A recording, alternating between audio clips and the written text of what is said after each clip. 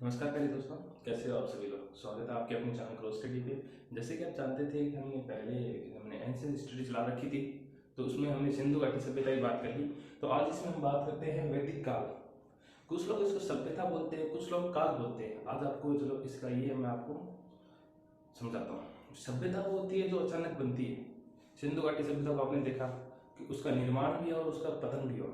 लेकिन वैदिक काल ये है कि इसका हमें निर्माण का तो पता है, लेकिन इसके पतन की हमें कोई जानकारी नहीं है। जैसे कि आप समझ वैदिक काल, ये काल मतलब ये है कि वैदिक मतलब आज कलयुग है, पहले सतयुग था, फिर कलयुग आ गया, तो ये टाइम तक चला। वैसे ही वैदिक काल भी एक टाइम तक चला, उसके बाद वही लोग रहे, लेकिन उनका कल्चर सभ्यता संस्कृति वो बदलती गई, वो दूसरे काल में डिपेंड हो गई। ठीक, तो वैसे ही बात करते हैं आज वैदिक काल की।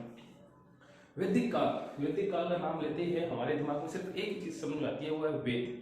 हमने सोचा कि वैदिक काल ही वेद है, वेद ही वैदिक काल। तो आप कुछ हद तक सही है कि वैदिक काल की जानकारी हमें वेदों से ही मिलती है। ठीक है, सबसे पहले बात करते हैं वैदिक काल।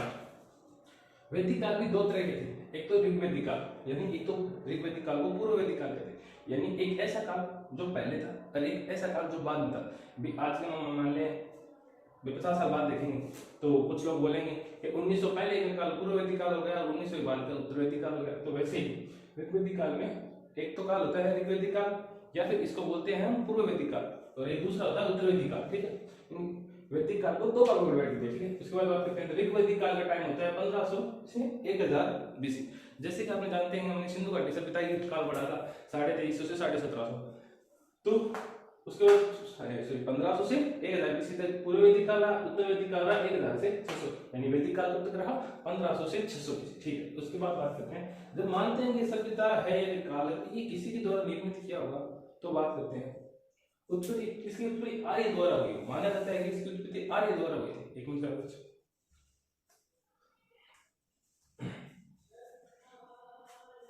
माना जाता है कि इसकी उत्पत्ति आर्य ने की थी। आर्य कोई जाति नहीं है प्रॉपर, ऐसे हम सोच लेते हैं वो जाति आर्य है, वो जाति आर्य है, ये आर्य है, ये आर्य। आर्य कोई जाति नहीं है, ये एक संस्कृत का शब्द है जिसका मतलब होता है श्रेष्ठ। श्रेष्ठ यानी कुलीन, मतलब जो धन संपदा विचार विमर्श और सारे कुल सबसे कैसे श्रेष्ठ हो।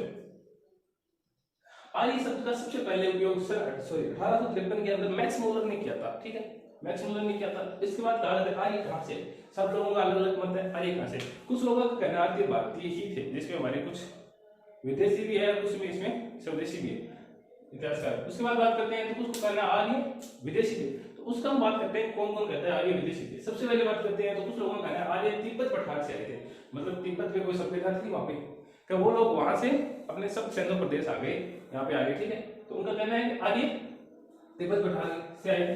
इसका मतलब समर्थन किया दयानंद सरस्वती ने। ठीक है, इसके बाद कुछ लोगों का कहना है आर्य अफगानिस्तान से आए, वो उस मत का समर्थन किया डीएस त्रिवेदी ने। ठीक है, इसके बाद बात करते हैं आर्य आए थे सब सिंधु प्रदेश। ये मत ये कहना है, इसका समर्थन ये कहा था मैक्स मूलर ने, और हमें एग्जामों में लगभग यही पूछा जाता है कि आर्य कहां से आए थे, क्योंकि ये ही सर्वभौमिक सत्य माना जाता है आर्य मध्य एशिया के निवासी थे। ठीक है, इसके अलावा बात करते हैं तो आर्य आए तो सबसे पहले कहां आए, तो आर्य आए थे सब सिंधु प्रदेश।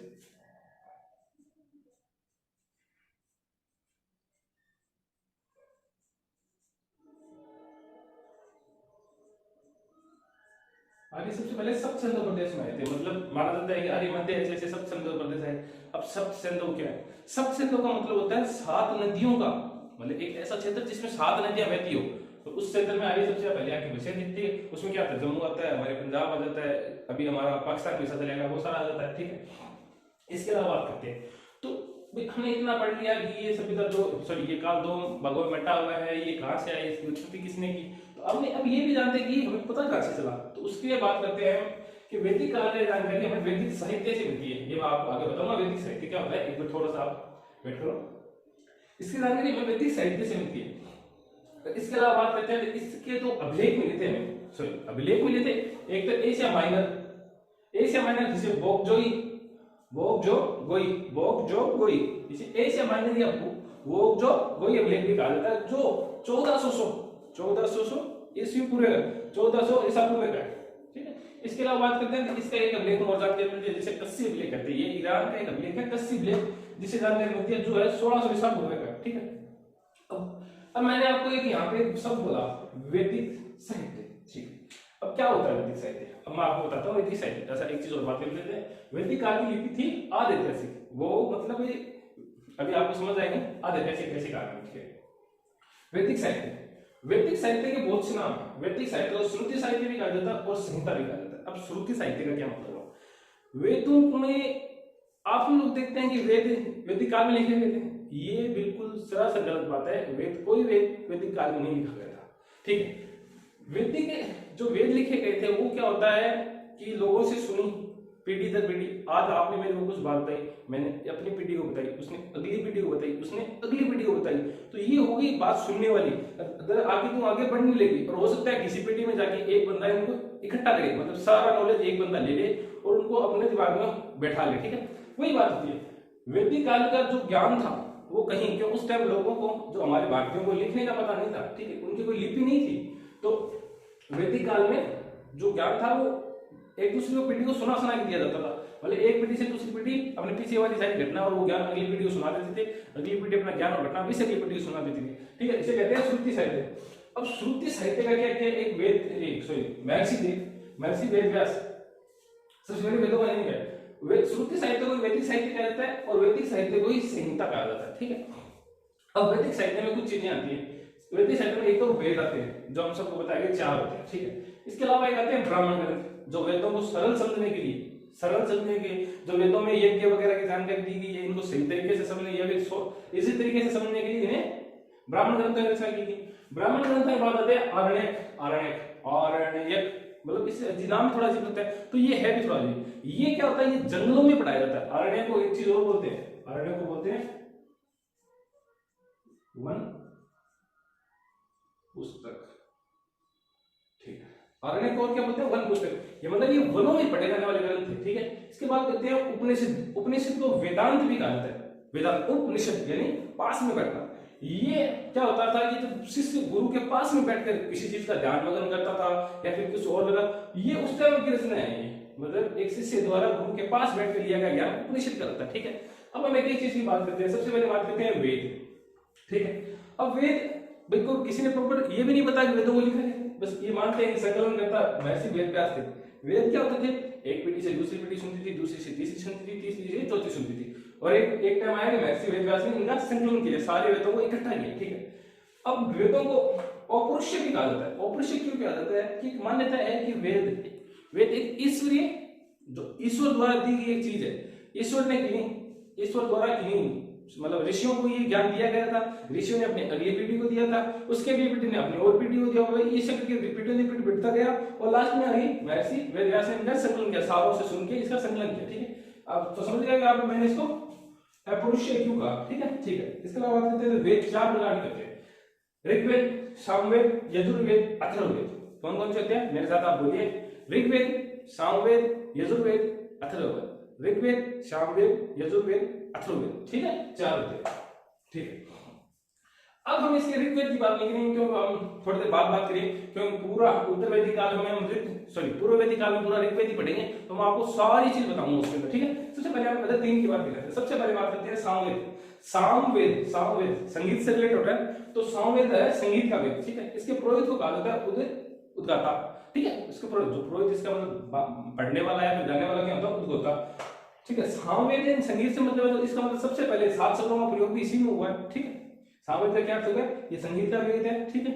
पुरोहित को इसको उद्गाता कहा जाता है और सबसे पहले 7 शब्दों का प्रयोग यही है, ठीक है। इसके अलावा बात करते हैं यजुर्वेद। यज्ञ में ये आता है, यजुर में ये आता है, दोनों में सिमिलरिटी है, तो यजुर्वेद यज्ञ से संबंधित है।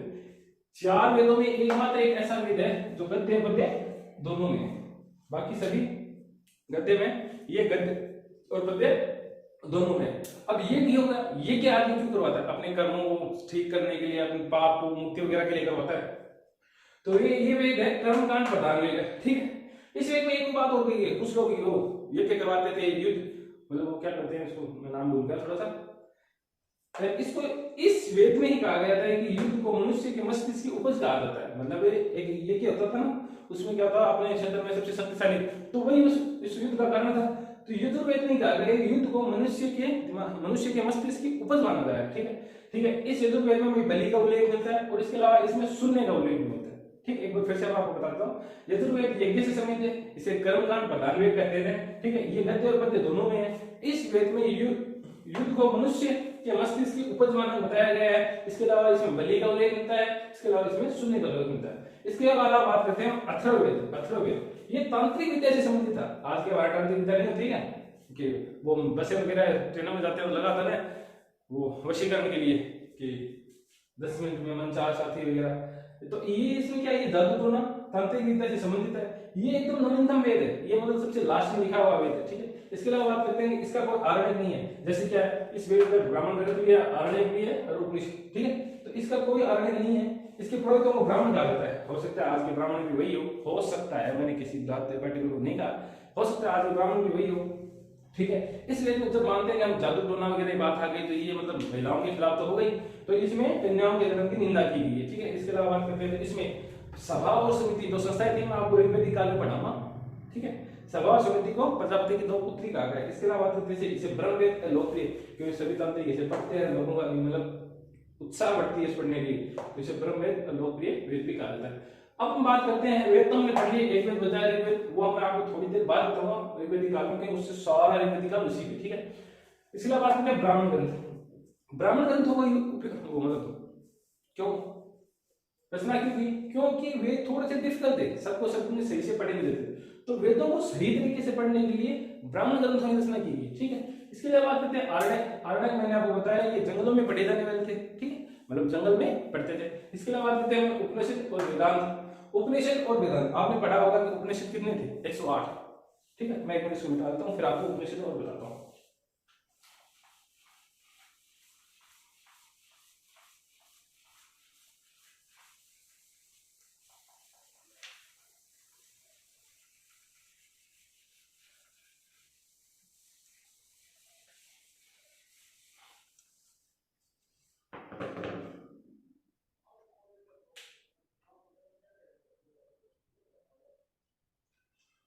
अब बात करते हैं उपनिषद।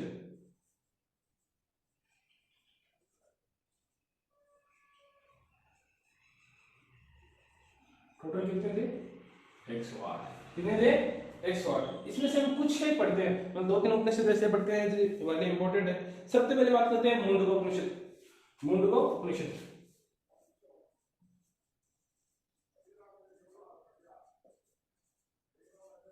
इसको आप सभी लोग जानते हैं कि इसमें हमारे वाक्य सत्य मेव जयते लिया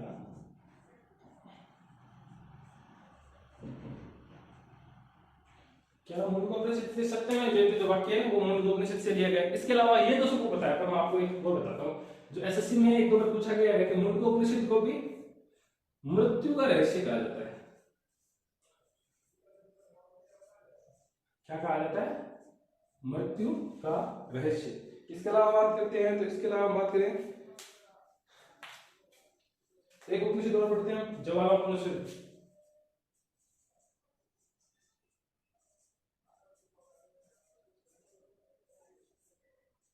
ज्वालोपनिषद इसमें क्या होता है कि हमने पढ़ा है कि मनुष्य के 4 आश्रम होते हैं। ठीक है, मनुष्य जो आप जानते हैं वृद्धाश्रम वगैरह, चारों आश्रमों का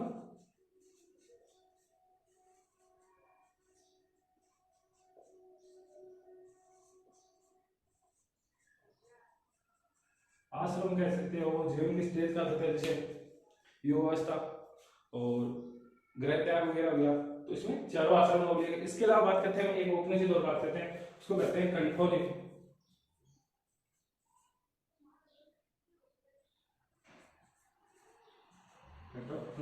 इसमें कहते हैं कि एक नचिकेता थी, नचिकेता और यम यानी अपने यमराज के बीच कोई संवाद हुआ था, उसका उल्लेख होता है।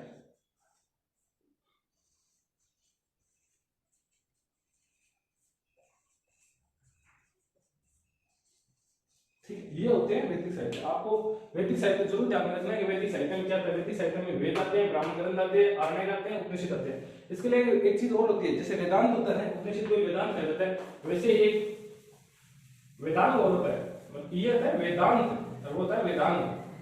मैं आपको बताता हूं,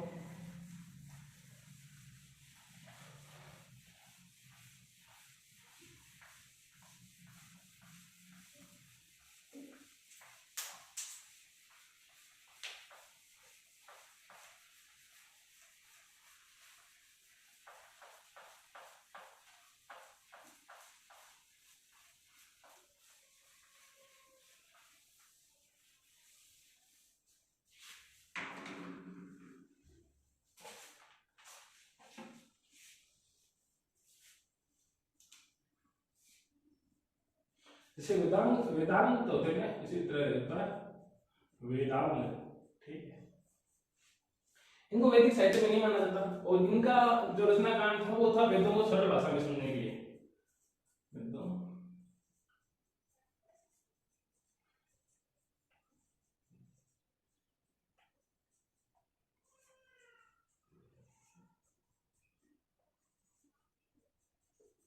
ठीक है, वेदांत में 6 होते हैं वेदांत, मतलब वेदों को सीखने के सही भाषा सुनने के लिए 6 वेदांत थे। उसमें पहले थे था शिक्षा, उसमें फर्स्ट क्या था शिक्षा, दूसरा वाला क्या था कल्प, तीसरा क्या था छंद, चौथा क्या था व्याकरण, ठीक है। पहला क्या था शिक्षा, दूसरा क्या था छंद, तीसरा क्या था व्याकरण, चौथा क्या था सॉरी पहला शिक्षा, दूसरा कला, तीसरा छंद, चौथा व्याकरण और पांचवा निरुक्ता।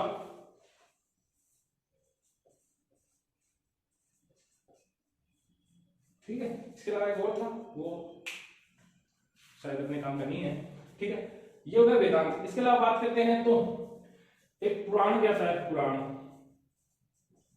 हाँ ये इनकी रचना बहुत लेट हुई थी, वेदों से बहुत बाद में हुई थी, अपने गुप्त काल मौर्य काल वगैरह टाइम में हुई थी इनकी, लेकिन हम इसको इसके साथ में पढ़ लेते थे, हमें याद नहीं। पुराण टोटल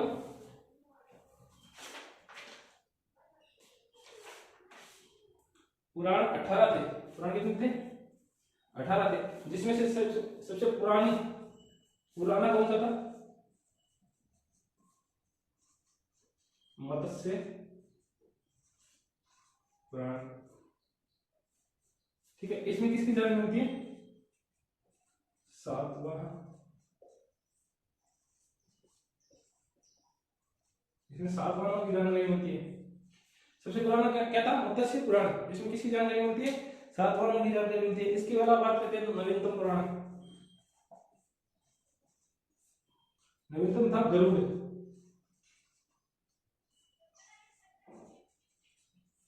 नवीनतम क्या था गरुड़। इसके अलावा हमने मत्स्य पुराण की बात करी, इसमें सातवाहनों का जानकारी मिलती है। इसके अलावा एक बात करते हैं हम वायु पुराण,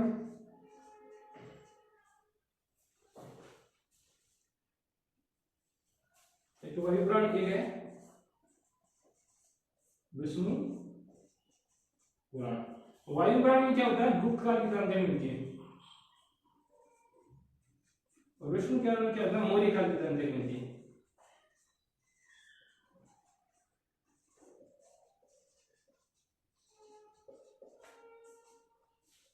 वही अब एक बार फिर से पढ़ लेते हैं। पुराण 18 थे, इसके अलावा आप याद करना कर सकते हैं इसकी रचना दोनों हर्षक ने की थी। पुराण कितने थे 18 थे। सबसे पुराना पुराण था मत्स्य पुराण, जिसमें सातवाहनों की जानकारी मिलती है। सातवाहन एक वर्ष था, राजवंश था, ठीक है। उसके अलावा नवीनतम पुराण की बात करते थे गरुड़ पुराण था, ठीक है। इसके अलावा बात करते हैं तो वायु पुराण में गुप्त काल की जानकारी मिलती है, और विष्णु पुराण में मौर्य काल की जानकारी। ऐसे आप वायु का गुप्त कलर गुप्त होता है तो गुप्त काल हो गया। विष्णु मौर्य काल में सबसे करते थे विष्णु, जिसे हम वो कहते हैं चाणक्य कहते हैं, ठीक है। ये हो गई विष्णु, ठीक। इसी तरह अब हम बात करेंगे ऋग्वेद के बारे में। मैंने आपको ऋग्वेद नहीं पढ़ाया था ना, अब हम ऋग्वेद की बात करेंगे, ठीक है। उसमें हम हमारा पूरा ऋग्वेदिक काल या पूरा वैदिक काल आ जाएगा। ऋग्वेद मैंने आपको तीनों वेद पढ़ा दिए थे, सिर्फ ऋग्वेद बचा था वो बता देता हूं, उसके बाद हम ऋग्वेदिक काल की बात करेंगे, ठीक है। ऋग्वेद का संकलन करता थे वेदव्यास, क्योंकि बाकी उसके वेदों का संकलन करता वेदव्यास थे, तो ऋग्वेद के कौन थे वेदव्यास, ठीक है। ऋग्वेद में 10 मंडल थे, 1028 सूक्त थे, 10,500 मंत्र थे, कितने 10,580 मंत्र थे। 1028 सूक्त थे, 10 मंडल थे, 10,580 क्या थे सूक्त थे, ठीक है। इसके अलावा बात करते हैं मंडलों की बात करते हैं तो मंडल 1 व 3 की हमें जानकारी नहीं है, और थोड़ा थोड़ा जानकारी कैसे मिलता है। मंडल 1 और 10 को सबसे नवीनतम मंडल कहा जाता है, ठीक है। मंडल 3 की बात करते हैं। मंडल 3 में है गायत्री मंत्र का उल्लेख, ठीक है, गायत्री मंत्र का उल्लेख। जिसकी रचना की थी विश्वामित्र ने, ठीक है। मंडल 3 में गायत्री मंत्र जिसकी रचना विश्वामित्र ने की थी, ठीक है। इसके अलावा बात करते हैं मंडल 4, मंडल चौथा कृषि को समर्पित है, यानी कृषि से सारी विद्या वगैरह बताई हुई है, ठीक है।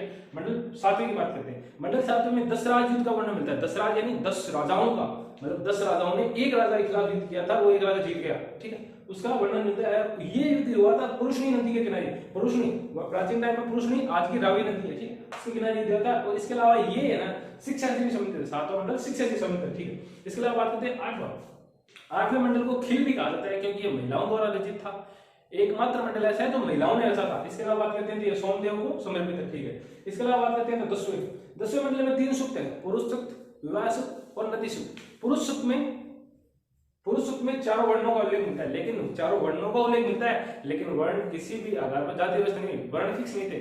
वर्णों का अर्थ क्या था कि आज तू जो काम कर रहा है तो उसी वर्ण में हो, तू सेवा कर रहा है तो वैश्य, तू व्यापार कर, सॉरी तू रक्षा कर रहा है तो क्षत्रिय में चला गया, ठीक है। वर्ण कितने थे? 4 थे, सॉरी क्षत्रिय, ब्राह्मण, शूद्र, वैश्य। कितने थे? क्षत्रिय, ब्राह्मण, शूद्र, वैश्य। तो पूजा पाठ का काम, मतलब अपन पूजा पाठ के काम कर रहे हैं तो अपन किसमें हो गए? ब्राह्मण में हो गए, ठीक। ये कोई कर्म आधारित है, ठीक है। ये 10वां और पहला मंडल सबसे नया मंडल है। इसके अलावा बात करते हैं ऋग्वैदिक काल की, ठीक।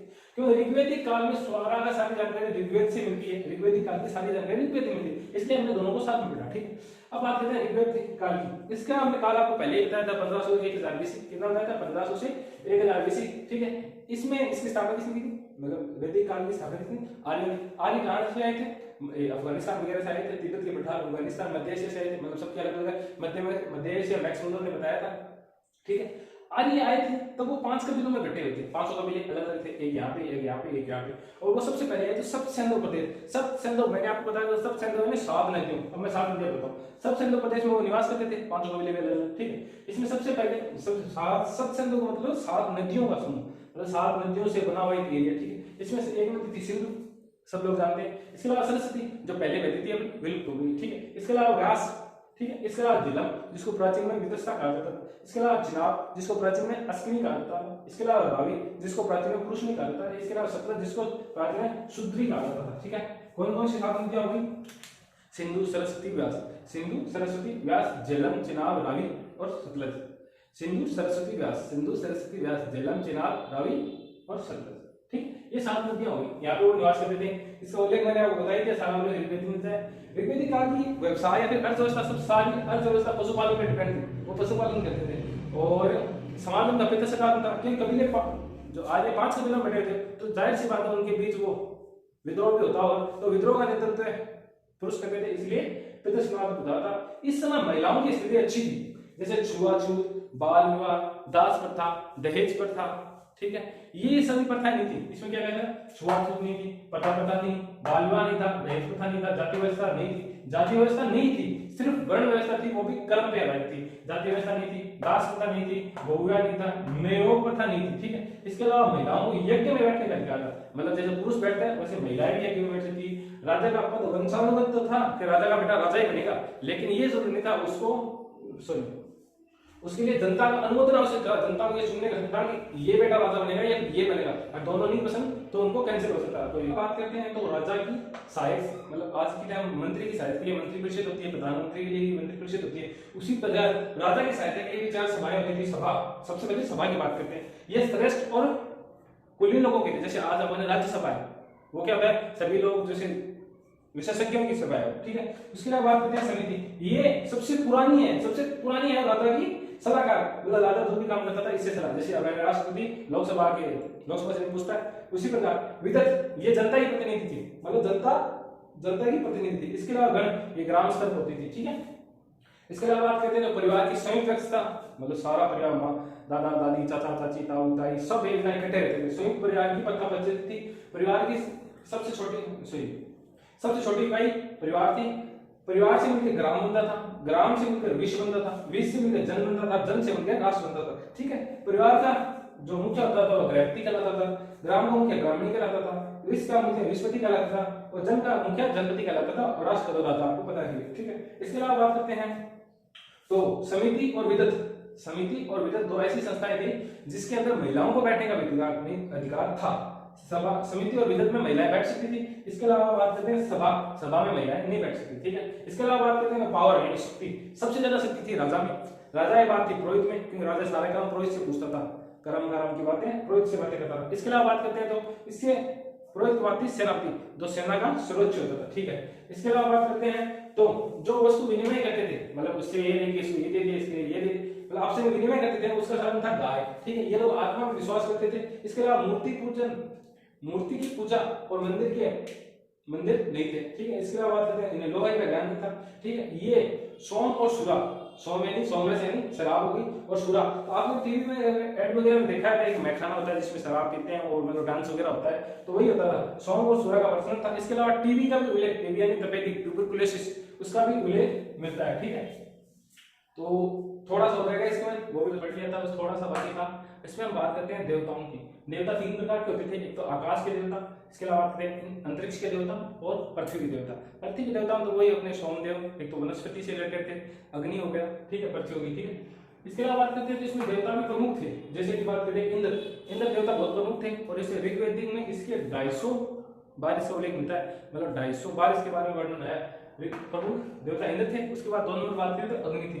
अब इसमें नदी की बात करते हैं तो मैंने आपको बताया था ऋग्वेद के 10वें मंडल में नदी सूक्त है, ठीक है। उसी में सरस्वती नदी, सरस्वती नदी को वैदिक ऋग्वेदिक काल की सबसे महत्वपूर्ण नदी बताया गया है। और इस नदी के उपनाम थे, जैसे नदीमता कहता है, नदी तमा, मतलब नदियों की माँ, देवी तमा, और इसका माते तमा भी कहा जाता है। नदी क्या कहा जाता है, नदीमता, देवी तमा और माते तमा, ठीक है। इसके अलावा बात करते हैं तो इसमें ऋग्वेद में सबसे ज्यादा उल्लेख सिंधु घाटी, सॉरी सिंधु नदी का मिलता है। सबसे ज्यादा उल्लेख किस नदी में, सिंधु नदी का।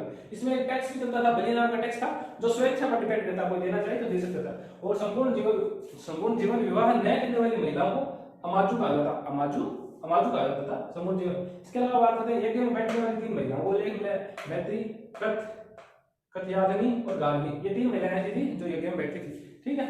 तो प्यारे दोस्तों, इसी के साथ बना ऋग्वेदिक काल यानी पूर्व वैदिक काल यहीं पे कंप्लीट होता है। नेक्स्ट वीडियो लाएंगे, उसमें हम बात करेंगे उत्तर वैदिक काल की, ठीक है। कैसा लगा आपको कंटेंट, कमेंट करके जरूर बताना, और अपने चैनल को लाइक और शेयर जरूर करना, ठीक है। जय हिंद, जय भारत।